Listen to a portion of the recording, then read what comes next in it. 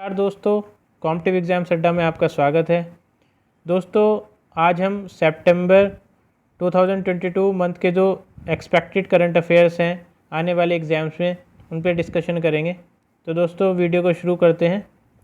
और देखिए, फ़ायदा तभी मिलेगा जब आप वीडियो को पूरा देखेंगे, क्योंकि ये इम्पॉर्टेंट और एक्सपेक्टेड करंट अफेयर्स हैं। यहाँ से ही क्वेश्चंस आते हैं एग्ज़ाम में।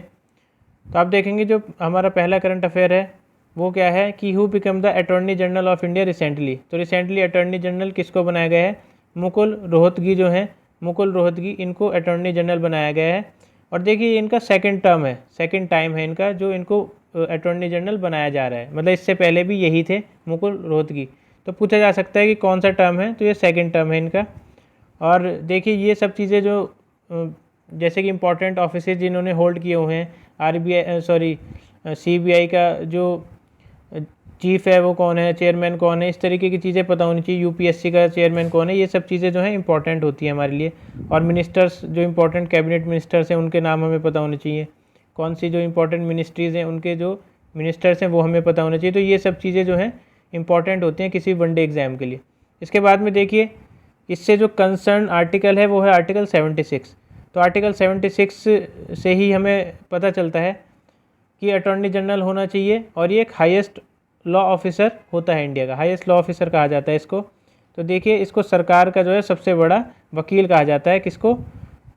अटॉर्नी जनरल को। इसके बाद में देखिए, किसी भी लीगल मैटर पे गवर्नमेंट को ये एडवाइस करते हैं। तो ये आपकी इंपॉर्टेंट करंट अफेयर्स होगी। इसके बाद में देखिए, which institution has release the report incidence mortality morbidity and socio economic burden of snake bite in country. तो देखिए, ऐसी कौन सा इंस्टीट्यूशन है जिसने कि स्नेक बाइट से जो है कि स्नेक बाइट्स के जो इंसिडेंट्स हैं, जो भी इंसिडेंट्स हो रहे हैं, या कितनी मोर्टेलिटी हो रही है, कितनी मौतें हो रही हैं, और क्या मॉर्बिडिटी है, और इससे सोशो इकोनॉमिक बर्डन क्या हो रहा है। सोशो इकोनॉमिक बर्डन मतलब समाज के ऊपर इसका क्या प्रभाव पड़ रहा है और उनकी इकोनॉमी पे क्या प्रभाव पड़ रहा है। तो ये ऐसी रिपोर्ट निकाली ICMR ने। ICMR की फुल फॉर्म आप सभी को पता होगा, Indian council for medical research. तो ये देखिए, इसमें लगभग इस रिपोर्ट से क्या बताया गया है कि स्नेक बाइट से 45,000 से ज़्यादा लोग जो है हर साल उनकी डेथ हो जाती है। और दुर्भाग्य यह है कि केवल 30% ही विक्टिम्स जो है हॉस्पिटल्स तक पहुंच पाते हैं। 30% को ही क्या मिल पाता है? मेडिकल ट्रीटमेंट मिल पाता है। तो ये बड़ी दुर्भाग्य की बात है। तो इससे क्या हमें पता चलता है कि देश हमारा भी काफ़ी पीछे है मेडिकल फैसिलिटीज़ में। तो देखिए, विनोमियस स्नेक्स जो हैं, जो कि जहरीले सांप हैं, उनसे जो पर्टिकुलरली डेथ हो रही है एक साल में, वो हो रही है 46,900। एक साल में 46,900 लोग से सांप काटने से जो है उनकी डेथ हो रही है। तो आप देख सकते हैं कि कितना एक कंसर्न है, कितना बड़ा। इसके बाद में देखिए, which regulatory body has notified a framework introducing a social stock exchange in India. तो एक ऐसी कौन सी रेगुलेटरी बॉडी है जिससे क्या है, जिसने एक फ्रेमवर्क इंट्रोड्यूस किया है जिसका नाम है social stock exchange. Social stock exchange के नाम से फ्रेमवर्क है। कौन सी रेगुलेटरी बॉडी ने इसको नोटिफाई किया? तो ये है सेबी। तो सेबी की फॉर्म आपको पता ही होगी, securities and exchange board of India. तो ये सेबी है। सेबी के बारे में हम देख लेते हैं कि ये इस्टेब्लिश कब हुआ? 12 अप्रैल 1988 को हुआ। 12 अप्रैल 1988 को ये इस्टेब्लिश हो गया था एज अ एग्जीक्यूटिव बॉडी। लेकिन इसको जो स्टैट्यूटरी पावर्स मिली वो मिली 30 जनवरी 1992 को। ये एक्ट था सेबी एक्ट 1992, इससे स्टैट्यूटरी पावर्स इसको दी गई। इससे पहले एग्जीक्यूटिव बॉडी थी। देखिए, कुछ जो हमारे व्यूअर्स हैं उनका जो है, उनकी रिक्वेस्ट है कि सर हिंदी में भी आप इन करंट अफेयर्स को डाला करें, या हिंदी में भी जो आप अदर कंटेंट डालते हैं वो हिंदी में भी होना चाहिए। तो देखिए दोस्तों, ये इस तरीके के जो करंट अफेयर्स हैं इसको मैं हिंदी में भी बता रहा हूँ, तो ज़्यादा परेशानी नहीं होनी चाहिए। इवन आपको एक पॉजिटिव वे में लेना चाहिए कि जो हिंदी मीडियम के स्टूडेंट्स हैं, अगर वो इस तरीके से भी देखेंगे तो एक तो उनको एक ज़्यादा कंटेंट मिलेगा, क्योंकि जो है इंग्लिश में ज़्यादा कंटेंट प्रोवाइड होता है कंपैरेटिवली हिंदी के। दूसरी चीज़ ये है कि उनकी इंग्लिश जो है इम्प्रूव होगी, कहीं ना कहीं जो है उनकी इंग्लिश इम्प्रूव होगी, उनकी वोकेबलरी इम्प्रूव होगी। तो आप इसको एज अ चैलेंज लेके चलें। और वैसे भी मैं अपनी तरफ से तो कोशिश करता हूँ कि मैं हिंदी में आपको डिस्क्राइब करूँ। इसके बाद में देखिए, जो करंट अफेयर है वो है कि कौन सी कंट्री ने सिक्योरिटी पैक्ट साइन किया है विद चाइना और क्या हुआ, क्या इससे क्या हुआ है कि has suspended the entry of all foreign navy ships into its ports. तो ऐसे कौन सी कंट्री है जिसने कि किसी भी बाहर के शिप को, नेवी शिप को अपने पोर्ट पे एंट्री देने जो है मना कर दिया है, और एक सिक्योरिटी पैक्ट साइन किया है चाइना के साथ में। तो ये पैक्ट यही कहता है कि किसी भी बाहर के शिप को एंट्री नहीं मिलेगी। तो ये सोलोमोन जो आइलैंड्स हैं, सोलोमोन आइलैंड्स, उन्होंने चाइना के साथ जो है एक सिक्योरिटी पैक्ट साइन किया है। इसके बाद में देखिए, which social media platform company has announce a new facility name circles. तो देखिए ऐसी कौन सी सोशल मीडिया प्लेटफॉर्म है जिसने एक नई फैसिलिटी शुरू की है जिसका नाम है सर्कल्स। तो ये किया है ट्विटर ने। तो एक तरीके से इसको एक फ़ीचर मान सकते हैं, ये एक तरीके से एक फ़ीचर है।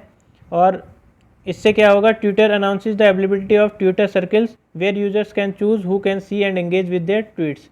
तो देखिए इससे क्या होगा कि जो भी कोई ट्वीट कर रहा है उससे वो अपने उसको क्या कर सकता है, कंट्रोल कर सकते हैं, कौन मेरी ट्वीट को देखेगा कौन नहीं देखेगा, ये आप सर्कल्स से कर सकते हैं।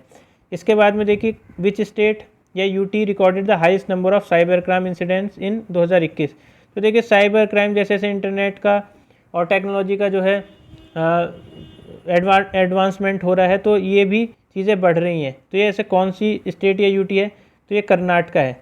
इसमें देखिए अगर और ऑप्शंस दे दिए जाते, अभी आपके सामने आंसर है कर्नाटका, तो आपने देख लिया, नहीं तो अगर और ऑप्शंस दे दिए जाते जैसे दिल्ली या यूपी, तो आप कहीं ना कहीं जो हैं इसमें कंफ्यूज हो जाते हैं अगर आपने पढ़ा नहीं होता तो इसलिए ये चीज़ें जो हैं काफ़ी इंपॉर्टेंट है, साइबर क्राइम से क्वेश्चन आ सकता है। देखिए ये जो डेटा रिलीज़ किया है ये किया है एनसीआरबी ने। एनसीआरबी मतलब नेशनल क्राइम रिकॉर्ड ब्यूरो ने। और एनसीआरबी से रिलेटेड जो भी रिपोर्ट्स होती हैं एग्ज़ाम में, वहाँ से क्वेश्चन बनने की पूरी संभावना रहती है। तो देखिए जो इंसिडेंट्स हैं साइबर क्राइम में इन 2021 वो जो है 18.4% बढ़ गए हैं। 18.4% जो है उनमें इंक्रीज़ हुआ है, कंपैरिजन करें अगर 2019 से तो। और देखिए वीमेन के अगेंस्ट जो है केसेस जो है राइज़ हो गए हैं 28%। तो देखिए अगर वीमेन की हम बात करें तो 28% जो है केसेस इंक्रीज़ हो गए हैं। देखिए इतना जो डेटा है 52,974 इतने 2021 में रिपोर्ट किए गए हैं, जो कि 20.2% केसेस ज़्यादा 20% हैं वीमेन के, मतलब इसमें से जो इतने केसेस हैं ये 20.2% हैं जो कि वीमेन के खिलाफ हुआ है। और कर्नाटका ने हाईएस्ट शेयर किए हैं इतने केसेस, इसके बाद में महाराष्ट्र है, इसके बाद में यूपी है। तो इसको आप कह सकते हैं कर्नाटका और फिर सबसे ज़्यादा कर्नाटका, फिर महाराष्ट्र और फिर यूपी। देखिए ये जो डेटा है ये बदला है, इससे पहले यहाँ पे महाराष्ट्र सबसे ऊपर था, महाराष्ट्र जो है सबसे ऊपर था। तो आप बिल्कुल याद रखेंगे कर्नाटका जो है, लोग सोचेंगे कर्नाटका एक जो है पीसफुल स्टेट है, तो ये नहीं हो सकता, लेकिन यही आंसर है। इसके बाद में देखिए तेजस मार्क 2 फाइटर जेट्स जो है कौन सी ऑर्गेनाइजेशन इसको मैन्युफैक्चर कर रही है। तो तेजस मार्क 2 फाइटर जेट्स को हेल जो है वो मैन्युफैक्चर कर रही है। हेल मतलब Hindustan aeronautics limited. Hindustan aeronautics limited जो है वो तेजस मार्क 2 फाइटर जेट्स को मैन्युफैक्चर कर रही है। काफ़ी देखिए पुराना भी इसको हम कह सकते हैं करंट अफेयर, लेकिन अभी फ़िलहाल ये पूछे जाने की संभावना है क्योंकि मार्क 2 की बात हो रही है। इसके बाद में आप बताएंगे मुझे, देखिए हेल जो है उसका जो मेन ऑफिस है, उसका जो हेडक्वार्टर है वो कहाँ पे है, ये आप मुझे बताएंगे। अगला देखिए United Nations has release a report on alleged human rights abuse in which country. तो देखिए अभी रिसेंटली इस रिपोर्ट पे काफ़ी ज़्यादा काम चल रहा था। यूनाइटेड नेशंस ने ये रिपोर्ट रिलीज़ की है कि ह्यूमन राइट्स का जो वायलेशन हो रहा है वो कौन सी कंट्री से रिलेटेड है। तो ये रिपोर्ट है चाइना से रिलेटेड। तो देखिए चाइना में जो, जैसे कि मैं आपको बताया था, इस रिपोर्ट पे काम चल रहा था काफ़ी टाइम से, और ये अभी रिसेंटली रिलीज़ हुई है। ये रिपोर्ट क्या कहती है कि मोर देन 1 मिलियन मतलब 10 लाख जो एथनिक माइनॉरिटी मेंबर्स हैं उनको फोर्सफुली सेंड किया गया है रिहेबिलिटेशन सेंटर। देखिए री एजुकेशन नहीं, रिहेबिलिटेशन सेंटर्स में उनको फोर्सफुली भेजा गया है। तो ये जो है किसके खिलाफ हो रहा है, ये अब्यूज़ ये हो रहा है नॉर्थ वेस्ट जो जिंगजियांग रीजन है, चाइना का जिंगजियांग रीजन है, उसमें उइगुर जो मुस्लिम्स हैं और जो मुस्लिम एथनिक माइनॉरिटी है उसके खिलाफ ये अब्यूज़ कर रहा है चाइना। तो इसी से रिलेटेड जो है रिपोर्ट है यूएन की। इसके बाद में देखिए घटियाना द्विवर्णा जो एक रिसेंटली स्पीसीज जो है वो डिस्कवर की गई है, किससे रिलेटेड है, तो यह है क्रैब से रिलेटेड। क्रैब जो केकड़ा होता है उससे रिलेटेड है, घटियाना द्विवर्णा। तो ये आप बिल्कुल याद रखेंगे, पूछा जा सकता है। और रूरल बैकयार्ड पिगरी स्कीम जो है किसने लॉन्च की है, कौन से स्टेट या यूटी ने rural backyard piggery scheme, rural backyard scheme जो है, बैकयार्ड पिगरी स्कीम जो है वो मेघालय ने की है। दोस्तों इसमें क्या है, ये एक फ्लैगशिप स्कीम है मेघालय की, और मेघालय के जो सीएम हैं उन्होंने जो है इसको लॉन्च किया। और इसमें क्या है कि आप जो है अपने घर के पीछे जो है एक पिगरी बैकयार्ड, मतलब अपने घर के पीछे जो पिग्स होते हैं उनको पालने के लिए अपने जो है इस तरीके का इंफ्रास्ट्रक्चर बनाएंगे और गवर्नमेंट उसमें हेल्प करेगी। तो ये मेघालय की स्कीम है। इसके बाद में देखिए कौन सी स्टेट ये यूटी ने अप्रूव किया है, हैंडीक्राफ्ट पॉलिसी 2022, इंपॉर्टेंट है, मार्क कर सकते हैं। तो यह है राजस्थान। तो देखिए हैंडीक्राफ्ट पॉलिसी किसने किया है, राजस्थान। इसमें अगर आपको 4 ऑप्शंस दे दिए जाते तो आप जैसे कि मैं आपको यूपी दे देता, बिहार आपको दे दिया जाता, राजस्थान दे दिया जाता और आपको छत्तीसगढ़ दे दिया जाता मान लीजिए, तो आप कौन सा इसमें करते आप मुझे बताएंगे। तो अभी जो है आंसर आपके सामने है, लेकिन जब एग्ज़ाम में अगर आपने नहीं पढ़ा होता और इस तरीके के क्वेश्चन आ जाए तो काफ़ी डिफ़िकल्ट हो जाता है और गलत होने के चांसेस काफ़ी होते हैं। तो ये राजस्थान है।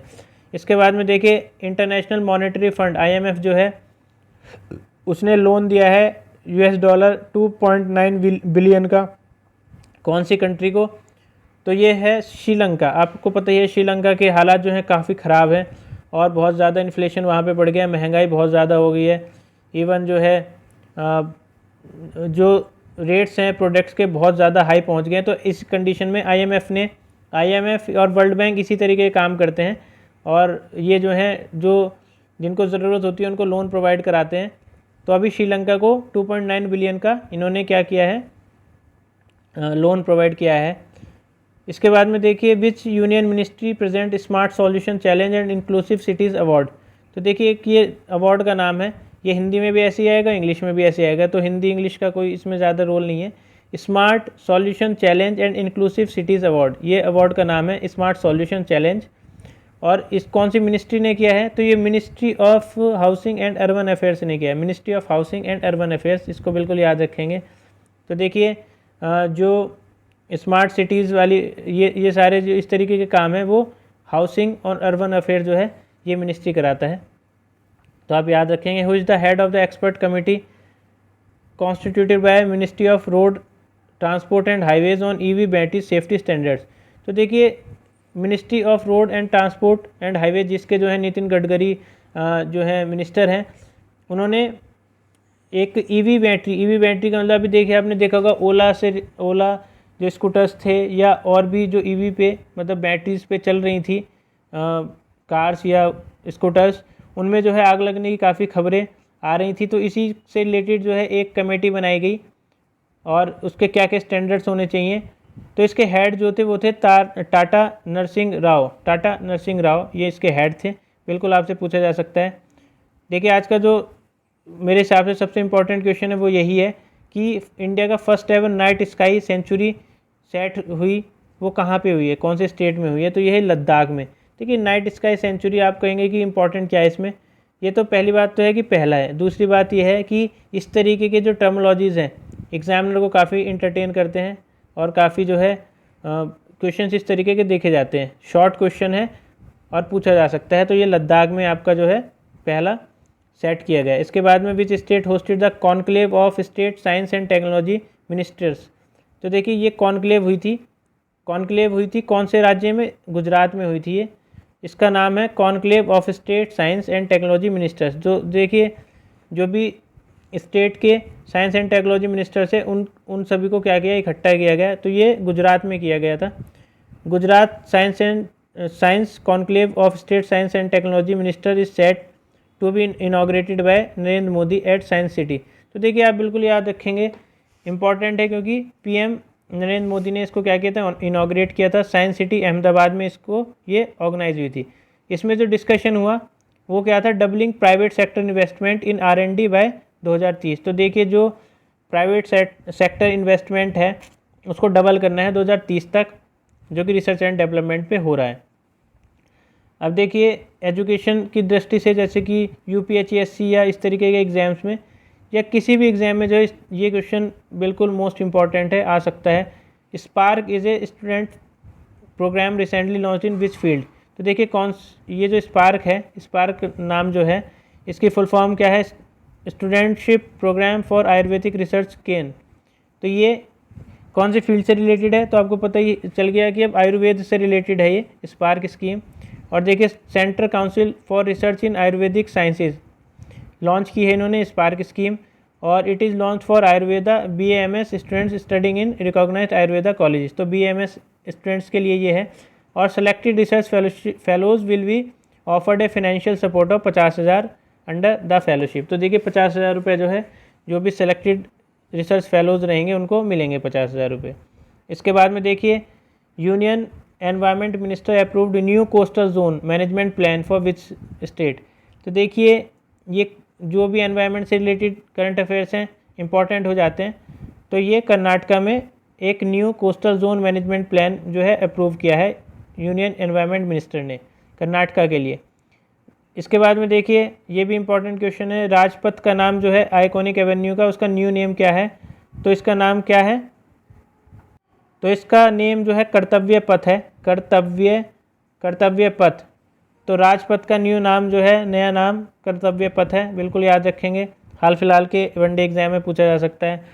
कौन सा स्टेट या यूटी ने अनाउंस किया ban on production sale and use of all type of fire crackers till January 1, 2023। तो देखिए ये पहले भी बैन था लेकिन इसको फिर से रिन्यू कर दिया है और जनवरी 1, 2023 तक के लिए। तो ये न्यू दिल्ली ने किया है और इस प्रोडक्शन नहीं होगा, सेल नहीं होगी, कोई भी यूज़ नहीं होगा फायर क्रैकर का। तो ये इस तरीके की चीज़ें जो हैं न्यू दिल्ली में आपने पहले भी देखी हैं, फिर से रिन्यू किया गया है। इसके बाद में देखिए which state back the international tourism award for best destination for culture. तो देखिए बेस्ट डेस्टिनेशन फॉर कल्चर जो है कौन से स्टेट को मिला ये इंटरनेशनल टूरिज़्म अवार्ड। ये एक कैटेगरी होती है बेस्ट डेस्टिनेशन फॉर कल्चर, तो ये मिला है वेस्ट बंगाल को। और देखिए आप इसमें अगर ऑप्शन आपके सामने केरला होता तो शायद आप उसको भी टिक कर देते। तो यहाँ पे ध्यान रखेंगे कि वेस्ट बंगाल को मिला है। इसके बाद में देख लेते हैं इस अवार्ड के बारे में कुछ। तो देखिए Pacific area travels writer association और ये UN वर्ल्ड टूरिज़्म ऑर्गेनाइजेशन से एफिलिएट है। इन्होंने वेस्ट बंगाल को इंटरनेशनल ट्रैवल अवार्ड 2023 जो है वो दिया है। कैटेगरी है बेस्ट डेस्टिनेशन फॉर कल्चर। इसके बाद में और क्या चीज़ है कि award will be presented at Berlin और ये world tourism aviation leader summit में इसको प्रेजेंट किया जाएगा। यूनेस्को जो हेरिटेज साइट स्टेटस दिया गया था किसको, जो वेस्ट बंगाल की दुर्गा पूजा को। और इससे पहले जो वेस्ट बंगाल की चीफ मिनिस्टर हैं ममता बनर्जी, वो UN गई थी to receive Kanyashree welfare scheme. तो ये भी इनको अप्रिसिएशन दिया गया था। कन्याश्री जो वेलफेयर स्कीम थी वेस्ट बंगाल की, उसके लिए वेस्ट बंगाल की जो चीफ मिनिस्टर थी ममता बनर्जी, उनको अप्रिसिएशन दिया गया था। और यूनेस्को हेरिटेज स्टेटस मिला है दुर्गा पूजा को। तो ये सब बिल्कुल आप याद रखेंगे सारी चीज़ें। कौन सी सिटी है जो शिक्षक पर्व कॉन्क्लेव को करने जा रही है, होस्ट करेगी, तो वो है न्यू दिल्ली। तो न्यू दिल्ली जो है होस्ट करेगी शिक्षक पर्व कॉन्क्लेव को, होस्टेड, ये होस्ट हो चुका है और ये अभी सितंबर की ही न्यूज़ है। तो शिक्षक पर्व कॉन्क्लेव है, ये न्यू दिल्ली में होगा। तो दोस्तों ऑल द बेस्ट, और मैं आशा करता हूँ कि यहाँ से आपके क्वेश्चन ज़रूर आएँ वनडे एग्ज़ाम में, और इसी तरीके से आप अपनी तैयारी जारी रखें। बाकी के और भी जो करंट अफेयर्स की वीडियोज़ हैं, अगर आपको कंटेंट अच्छा लगता है कमेंट में ज़रूर बताया करिए कि इसका लेवल बढ़ाएं या घटाएं। साथ ही और वीडियोज़ को भी आप देखिए और वहाँ पे भी अपने जो सजेशंस हैं वो मुझे दीजिए, उसी तरीके से मैं आगे इम्प्रूवमेंट करूँगा उसका। थैंक यू दोस्तों।